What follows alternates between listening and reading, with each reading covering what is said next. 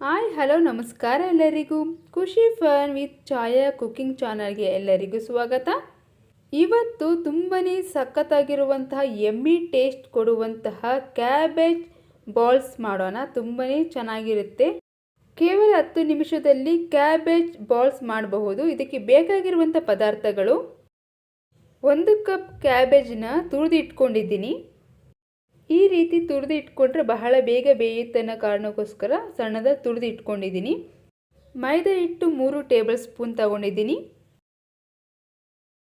1 table spoon cornflour, 1 table spoon ಅಕ್ಕಿ ಹಿಟ್ಟು ತಗೊಂಡಿದ್ದೀನಿ.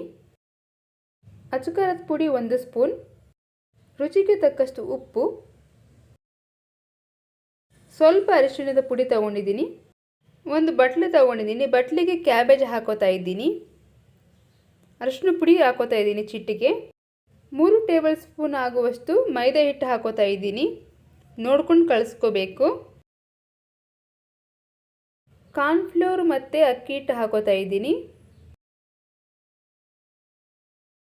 ಅಚ್ಚ ಖಾರದ ಪುಡಿ ಹಾಕೋತಾ ಇದ್ದೀನಿ. ಹಾಗೆಯೇ ರುಚಿಗೆ ತಕ್ಕಷ್ಟು ಉಪ್ಪು ಹಾಕ್ಕೊಂಡು ಯಾವುದೇ ಕಾರಣಕ್ಕೂ ನೀರು ಹಾಕೋಕೆ ಹೋಗಬೇಡಿ. ಕ್ಯಾಬೇಜಲ್ಲೇ ನೀರಿನ ಅಂಶ ಇರೋದ್ರಿಂದ ಅದರಲ್ಲಿ ಕೂಡ ಕಳಿಸಬಹುದು. ನೀಟಾಗಿ ಎಲ್ಲವನ್ನು ಮಿಕ್ಸ್ ಮಾಡ್ಕೋತಾ ಇದ್ದೀನಿ. ಫುಡ್ ಕಲರ್ ಕೂಡ ಹಾಕೋಬಹುದು. ನಾನಿಲ್ಲಿ ಫುಡ್ ಕಲರ್ ಹಾಕ್ತಾ ಇಲ್ಲ, ಅದಕ್ಕೋಸ್ಕರ ಅರಿಶಿನ ಪುಡಿ ಹಾಕೋತಾ ಇದ್ದೀನಿ. ಚೆನ್ನಾಗಿ ಮಿಕ್ಸ್ ಮಾಡ್ಕೊಂಡಿದ್ದೀನಿ. ನೋಡಿ, ಚೆನ್ನಾಗಿ ಬೈಂಡಿಂಗ್ ಆಗಿದೆ. ಈಗ ನಾವು ಸಣ್ಣ ಸಣ್ಣ ಬಾಲ್ಗಳಾಗಿ ಮಾಡಿಕೊಂಡು ಎಣ್ಣೆಯಲ್ಲಿ ಫ್ರೈ ಮಾಡ್ಕೊಳ್ಳೋಣ. ಬಾಲ್ಸ್ ಎಲ್ಲ ರೆಡಿ ಮಾಡಿ ಇಟ್ಕೊಂಡಿದ್ದೀನಿ. ಎಣ್ಣೆ ಕಾಯ್ಲಿಕ್ಕೆ ಇಟ್ಟಿದ್ದೀನಿ. ಎಣ್ಣೆ ಕಾದಿದೆ. ಈಗ ಒಂದೊಂದೇ ಕ್ಯಾಬೇಜ್ ಬಾಲ್ನ ಹಾಕ್ತಾ ಇದ್ದೀನಿ. ಕಡಿಮೆ ಉರಿಯಲ್ಲಿ ಗೋಲ್ಡನ್ ಬ್ರೌನ್ ಬರುವ ತನಕ ಚೆನ್ನಾಗಿ ಎರಡೂ ಕಡೆಯೂ ಫ್ರೈ ಮಾಡ್ಕೊಳ್ಳೋಣ ಎಣ್ಣೆಯಲ್ಲಿ.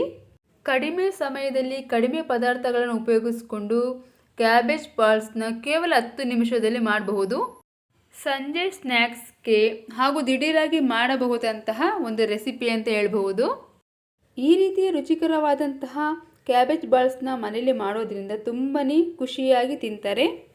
ಮಕ್ಕಳು ದೊಡ್ಡವರು ಎಲ್ಲರೂ ಕೂಡ ಇಷ್ಟಪಟ್ಟು ತಿನ್ನುವಂತಹ ಸ್ನ್ಯಾಕ್ಸ್ ಅಂತ ಹೇಳ್ಬಹುದು. ನೋಡಿ, ಎರಡೂ ಕಡೆಯೂ ಗೋಲ್ಡನ್ ಬ್ರೌನ್ ಕಲರ್ ಬರುವ ತನಕ ಎಣ್ಣೆಯಲ್ಲಿ ಕರಿಬೇಕು.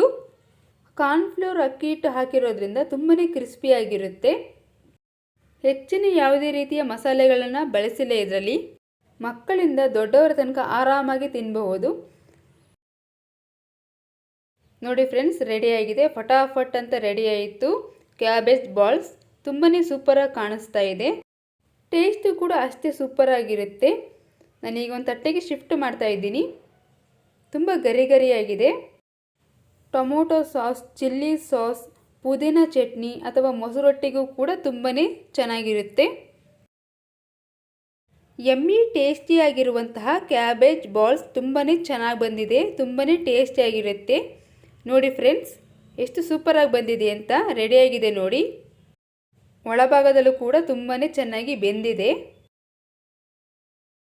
ಸ್ಪೈಸಿ ಹಾಗೂ ಕ್ರಿಸ್ಪಿಯಾಗಿರುವಂತಹ ಕ್ಯಾಬೇಜ್ ಬಾಲ್ಸ್ ರೆಡಿಯಾಗಿದೆ. ತುಂಬನೇ ಸಖತ್ತಾಗಿರುತ್ತೆ. ನೀವು ಕೂಡ ಟ್ರೈ ಮಾಡಿ ನೋಡಿ.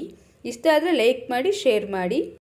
ಹೆಚ್ಚಿನ ರುಚಿಕರವಾದ ಅಡುಗೆಗಳಿಗಾಗಿ Khushi fun with Chhaya cooking ಚಾನಲನ್ನು ಸಬ್ಸ್ಕ್ರೈಬ್ ಮಾಡಿ. Thank you for watching friends.